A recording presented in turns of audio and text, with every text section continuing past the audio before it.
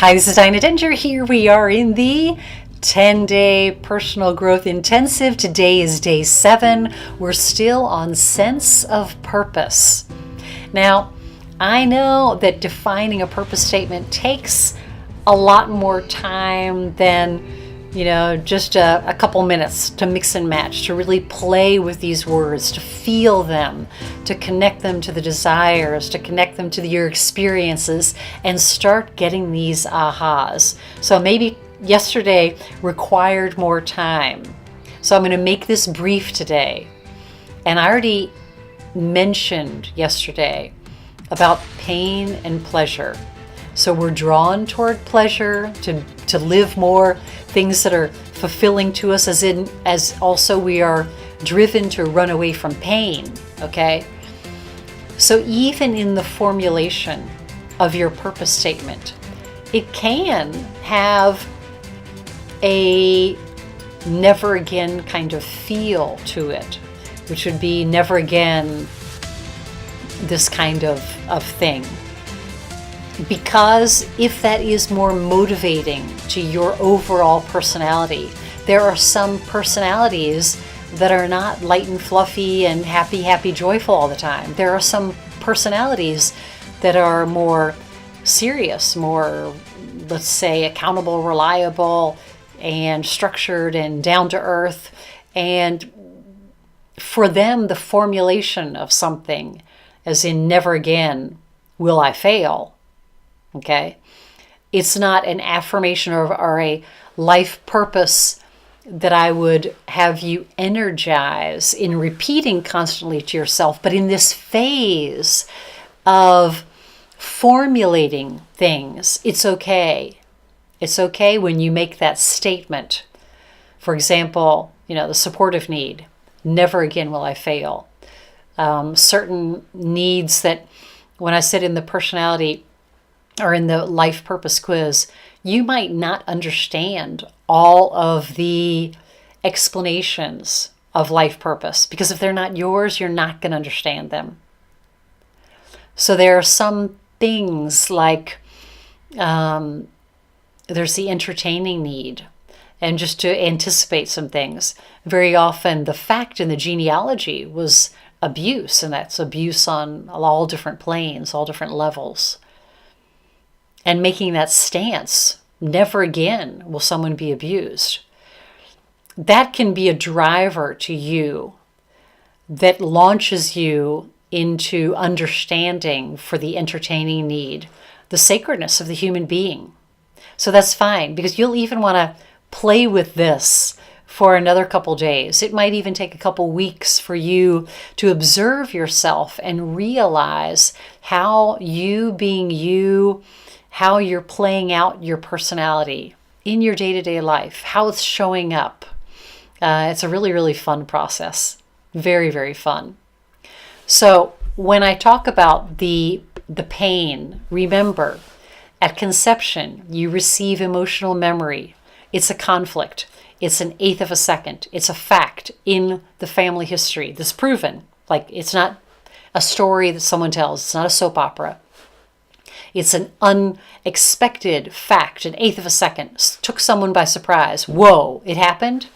Isolates the neurons. That information is passed down from generation to generation. Okay, that's the core of psychosomatic illnesses, because the vibration of that fact vibrates on a level of even, our vital organs and tissues, which is how that kind of fact will predictably correspond to a weakness in a certain tissue layer or organ, which is, again, my studies as a psychosomatic illness therapist, which is, again, why the Your Life, Your Way personality profile is so spot on and exact, as really an x-ray into everything you feel and think and how you act.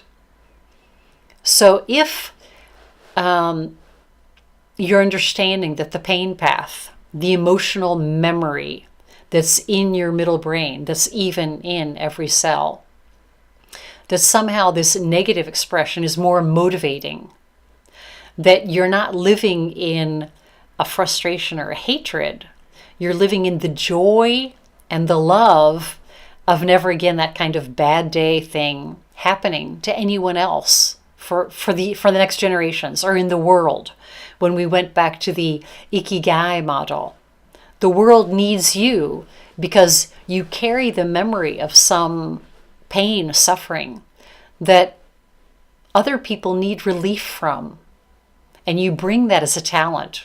You know, I could go on. This is the motivational part. And with the key words, your brain, is perceiving the words, the situations.